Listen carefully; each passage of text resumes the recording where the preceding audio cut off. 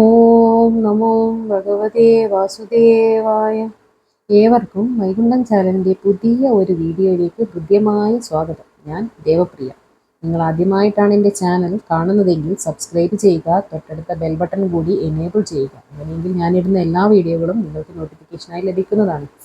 ഇന്ന് ഞാൻ പറയാൻ പോകുന്നത് കണ്ണൂർ ജില്ലയിലെ അതിപുരാതനമായ ഒരു ക്ഷേത്രത്തെക്കുറിച്ചാണ്.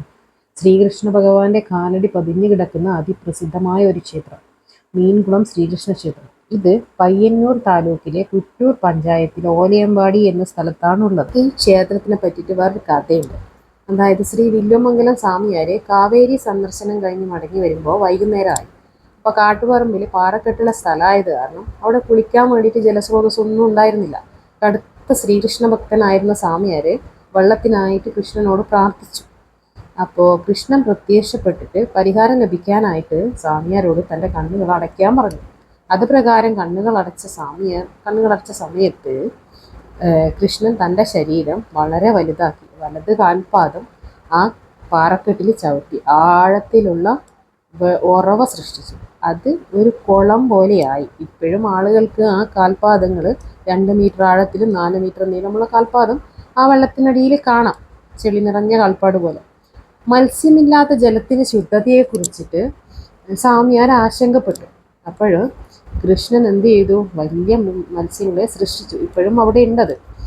എന്നിട്ട് കുളിക്കാനും പൂജ നടത്താനും ആവശ്യപ്പെട്ടു. ആ ഒരു മത്സ്യങ്ങളുള്ള ഇതുകൊണ്ട് അതിനെ മീൻകുളം എന്നും പറയുന്നുണ്ട് ആ ക്ഷേത്രത്തിൽ. പിന്നീട് അവിടെ ആ ഒരു ക്ഷേത്രവും കൂടെ പണിതു. പിന്നെ ഈ ക്ഷേത്രം സന്ദർശിക്കുന്നതിന് ഒരു രീതിയുണ്ട്. ആദ്യം ഈ തീർത്ഥക്കുളത്തിൽ പോയി കൈകാലുകൾ വൃത്തിയാക്കി തുടർന്ന്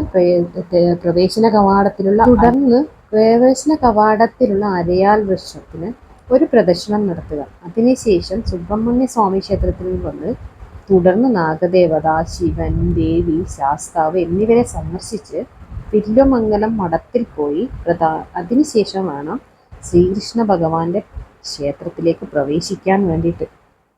അവിടെ 12:30 ഉച്ചപൂജയ്ക്ക് ശേഷം എല്ലാ ദിവസവും അന്നദാനം ഉണ്ടായിരിക്കുന്നതാണ്. പിന്നെ പാൽപ്പായസവും ശർക്കര പായസവും പണം കൊടുത്ത് വാങ്ങാവുന്നതുമാണ് പ്രസാദമായി. എൻ്റെ ഈ വീഡിയോ എല്ലാവർക്കും ഇഷ്ടപ്പെട്ടു എന്ന് വിചാരിക്കുന്നു. ഇനി അടുത്ത ഒരു വീഡിയോയുമായി തിരിച്ചു വരുന്നതാണ്. അതുവരെ എല്ലാവർക്കും നന്ദി, നമസ്കാരം. എൻ്റെ കൂട്ടുകൈ.